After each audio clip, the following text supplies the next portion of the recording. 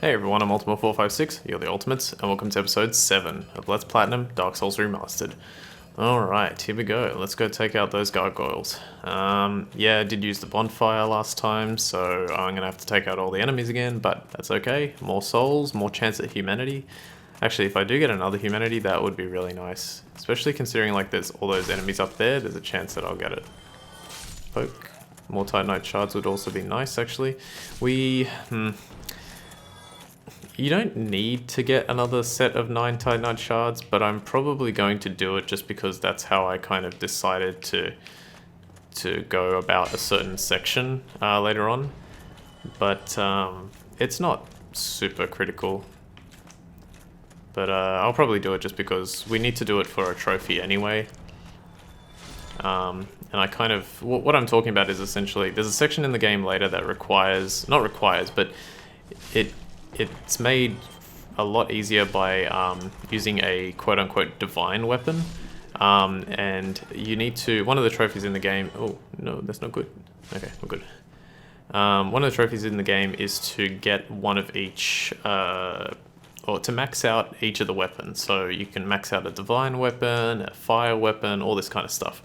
And I thought, you know, it would be really nice to find uses for those weapons throughout the game.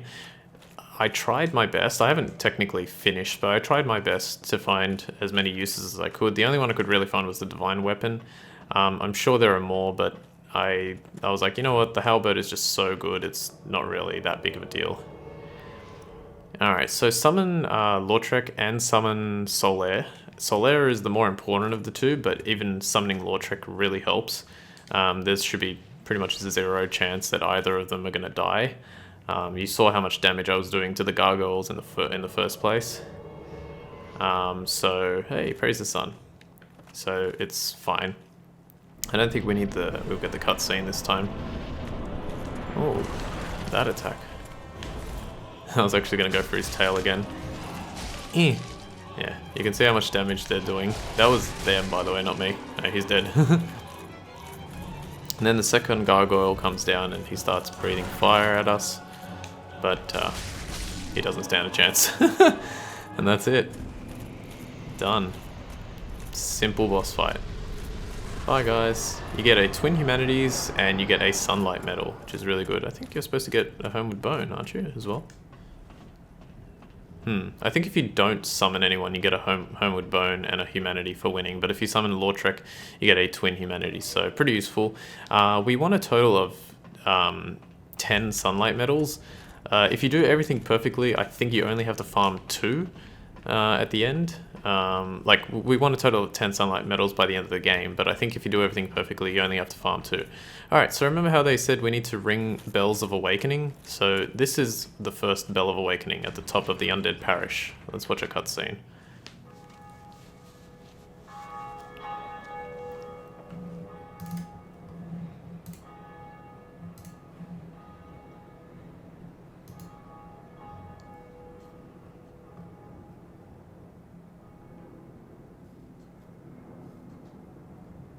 Okay. Ring the bell. Undead Church. Nice. So, we've already done that part. This game's quite long as well. Especially considering this is their... Well, I was going to say it's their first one, but technically Demon's Souls was their first one. But this is quite long. Okay, so this dude here... Forget his name. Oswald of Kareem. Thou art a friend. For thee, all cometh thou to confess, or to kill. For thee, no sin is my domain. Alright, so he has a few items that we can purchase. He has Purging Stones, which I would have recommended to purchase if we didn't have that nice little trick with the cracked red eye orb. He has Indictment, which is to report trespass of an invader. This is to do with one of the covenants, the Blades of the Dark Moon, to be specific. He's got some Homeward Bones, which I would love to grab, but I don't want to use up any of my souls. And he's got the Book of the Guilty as well. These are both online play items, pretty much. This one doesn't specifically say it is, but I think it is. He has Karmic Justice. Wait a second. Karmic Justice. Can I find that? Huh. Maybe that's the one I'm missing. Okay, well, and I'm just thinking about like my other playthrough, and I remember reading all the things, and I was like, am I missing one? And I don't remember reading that one. Interesting. And I don't think I bought it off him. It's quite expensive, 40,000 souls. Velka's Talisman, just another weapon that, you know, magic-based weapon. He's also got the Blood Bite Ring and the Poison Bite Ring. The Poison Bite is very useful, but it's 15,000, and it's just too frustrating. I don't like, you know, having to pay 15,000. We can learn a gesture. Well, what is it? And that's pretty much it. We can abandon covenants with him. We can request absolution, but we haven't sinned. So that's pretty much all we can do with him. Nothing really that I'm gonna buy or whatever.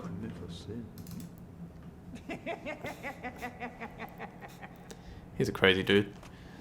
I think he's the same one. I don't know if he's the same one, but he wears that same outfit as the one in Dark Souls 2 near... Oh gosh, can I remember the title of the place? Bright Cove Seldora? Yeah, I'm pretty sure that's right. Holy crap. I remembered it. Alright, so let's go here. Now, we're going to do something interesting. Technically, what I was going to do at this part, because I couldn't figure out where to... Like I was talking about before, the routing for this was pretty challenging. And I couldn't figure out where to put this, but I realized that it's probably the best idea to do it now. So, what we're going to do is, eventually we're going to come to one of the most infamous areas of this game, Blighttown. And Blighttown is essentially a poisonous swamp. It's where we're going to be using that rusted iron ring that we got earlier to actually get around. But the thing with Blighttown is there's a constant danger of poison. Lots and lots and lots of poison. So we need to somehow combat that poison. And that's what we're going to do now. We're going to farm a few poison recovery items. So let's put... How many can I put? 3 points. Let me just read my notes real quick.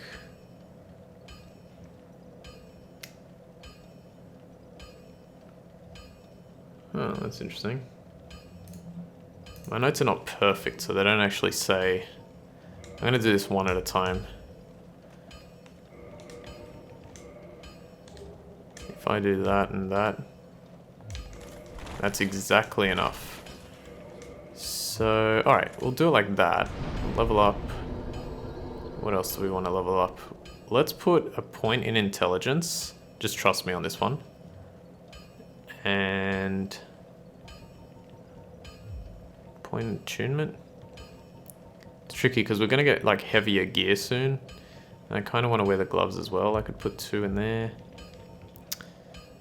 Yeah, okay, we'll do endurance. We'll do endurance. Don't worry about it. The thing will come later. Hopefully I don't screw that up, but it's okay. Alright, so we're going to go down here instead, and we're going to farm some poison recovery items. But first we have to defeat the Titanite Demon.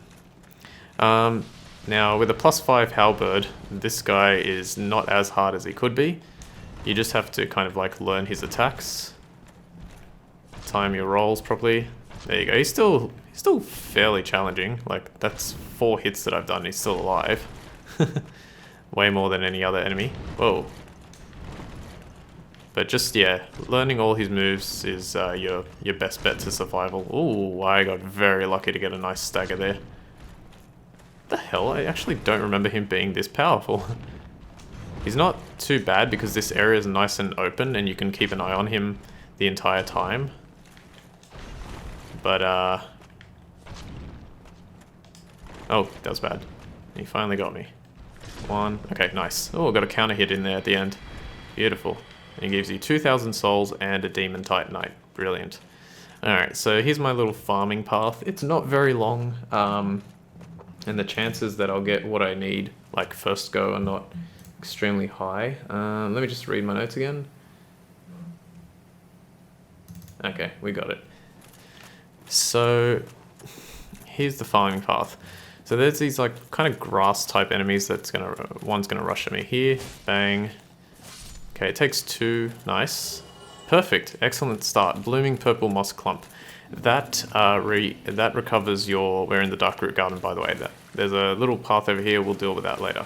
that recovers your, like, if you're toxic, which pretty much toxic is like a more powerful version of poison. Early game, it's quite dangerous. Late game, it's about the same as poison. But yeah, if you just poke your little halberd here, you can take care of this guy almost. Oh, this is bad. Drink. Yeah, be careful because they do a lot of damage. Okay, he dropped something. Okay, not the one I wanted. The blood red moss clump recovers your... it fixes your bleeding status. Is there a guy back here? No, there's just an item. Large soul of a nameless soldier. Yeah, the blood red moss clump, if you... Wait, is it bleeding? Yeah, it's bleeding, right? Hang on, because I'm just like trying to think of how that would work. Yeah, it reduces bleeding buildup. Okay, so it only reduces the buildup. It doesn't actually, like, you know, well, I'll explain how bleeding works. So this is one of the many hidden walls in the game. In the original Dark Souls, you could poke it like that. You can also roll through it, which is another thing that I actually wasn't 100% aware of, but you can actually roll through it as well.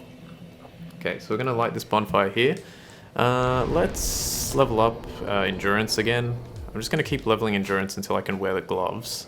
What was it again? It was 34, right? 34, so I need 68. I still need 4 points of endurance. Ugh, that's annoying. I don't know, maybe I should leave it. That's alright. I'll just keep going the way I'm going. It's fine. Like, we should have enough souls. It's just, there are going to be certain decisions that I'm going to have to make on the fly later because they were very difficult to route. Okay, that's what we want. Regular purple moss clump as well. So we do have a blooming purple moss clump, which is a really good start. We want at least 3 regular purple moss clumps. I'm getting lucky in terms of drops, but not exactly what I want. You want probably at least 3 purple moss clumps, and 1 or 2 blooming purple moss clumps. The blood red ones, not really important, but yeah, the others would be nice. Come on. Damn. Is there one more? Apparently not.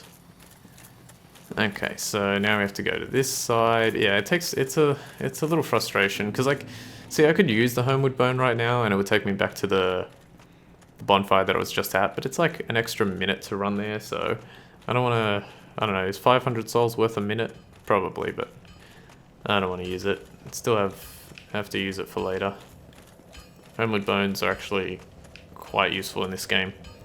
I guess I'll use this opportunity, like, you know, I cut out the Titanite shard farming because I thought it was going to take a lot longer than it did. But it ended up only taking 5 minutes, so I probably should have left it in, but it's okay. This one, I feel like it'll take just 1 more, and it'll give me a chance to talk a little bit more about the game itself. I find this to be probably one of the harder Dark Souls games, if not the hardest one. Just simply, mainly because the areas that you have to go to are not intuitive. Wow, this guy really wants to get me blooming. Alright, 2 more purple moss clumps, just the regular ones, please. Come on. Oh, that's not good. Okay, good. That's what I want. 1 more. Yeah, it's not intuitive where you're supposed to go. You can end up walking into an area that's way too strong for you. Why does that happen? He becomes invincible when he jumps out. Did he drop anything? No. Ah, you bastard. Alright, hopefully this will be the last time I have to go back. I just need 1 more purple moss clump and I'm pretty much good. This is like, I'm just doing this to be kind of like extra safe, but trust me, it'll come in handy, very much so. I haven't died yet again, by the way. I haven't died since that first stupid death, so mentioning that will definitely cause it to happen. Yeah, but like the combat is, I mean, they're all pretty much exactly the same. I think Bloodborne has a far, like, I don't know if I would say superior, but I do like it a lot more, even though there's very minor differences. But the combat, are you kidding me? The combat for like Dark Souls is always pretty much exactly the same. This one, actually, there is one element of this game that I do not like, and it might rear its ugly head later. but hopefully it won't. Please, please. Yes! Okay, good. Woohoo! Last one, exactly what I needed. Alright, brilliant, we're done. How much time? Still got 5 minutes, perfect. So 3 purple moss clumps and 2 blooming purple moss clumps. It's pretty much definitely the amount that you want. You can get away with 3 and 1, but if you get 3 and 2, then you're good. If you get any more, then you're fine. Let me have a look. Like, I might not even end up using it, but it's just the way I decided to do it.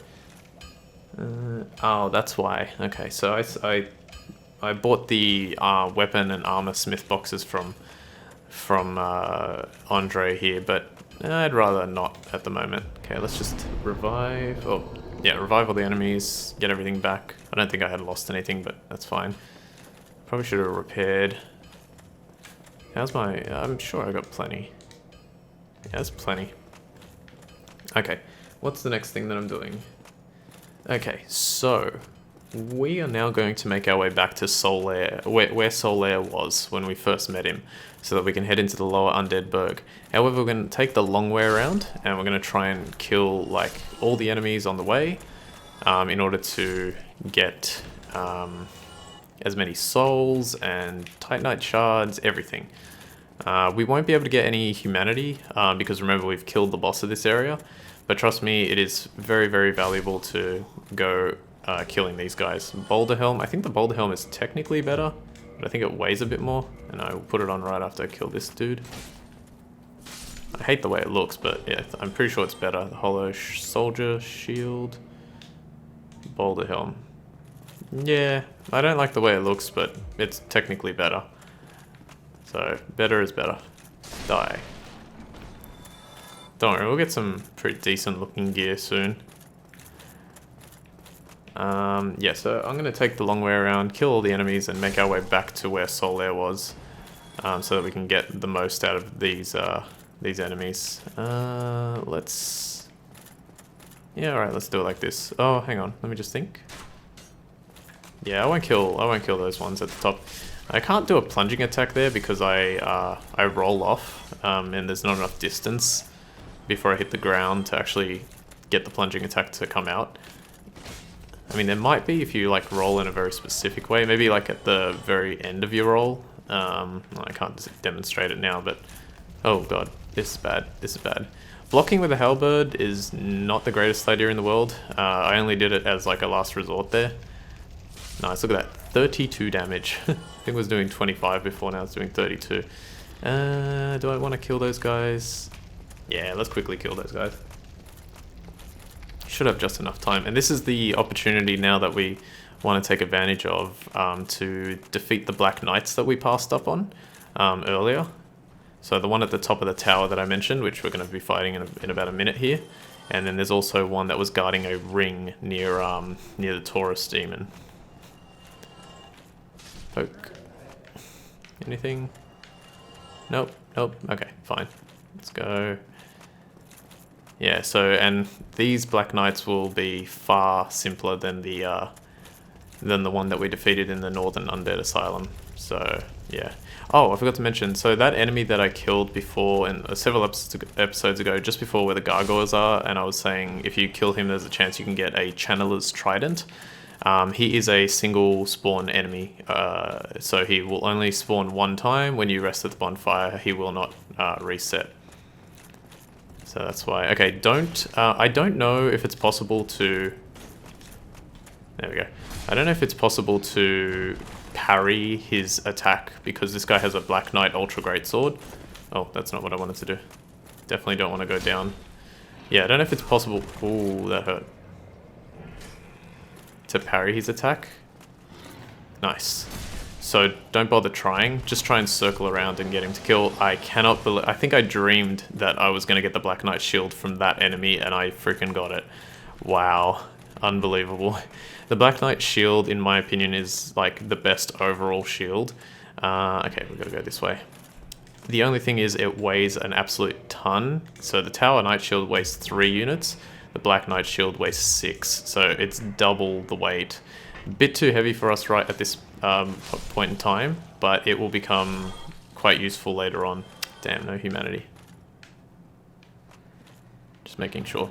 Anyway, it's good that I got it. We do actually need that shield for... I think we need the shield for the Knight's Honor. I can't remember. But even if we don't, I love having that shield. That's my shield of choice. Hey! Beautiful. That's not what I meant to do, but I did actually accidentally press that button. Okay, so we're almost out of time, so I guess I'll just stop here at the bonfire and we'll continue next time. Making pretty good progress. Pretty happy with the fact that I haven't really died apart from that first silly death. 555, that's what I want. Beautiful. And we're getting like good levels and stuff, so yeah. Alright, so, and the good thing is we kindled this bonfire before, so we can have 10. Alright, so we'll leave it like that, and I'll continue next time. So I want to thank you all for watching episode 7 of Let's Platinum Dark Souls Remastered. My name's Ultima456, here are the Ultimates, and I'll see you next time.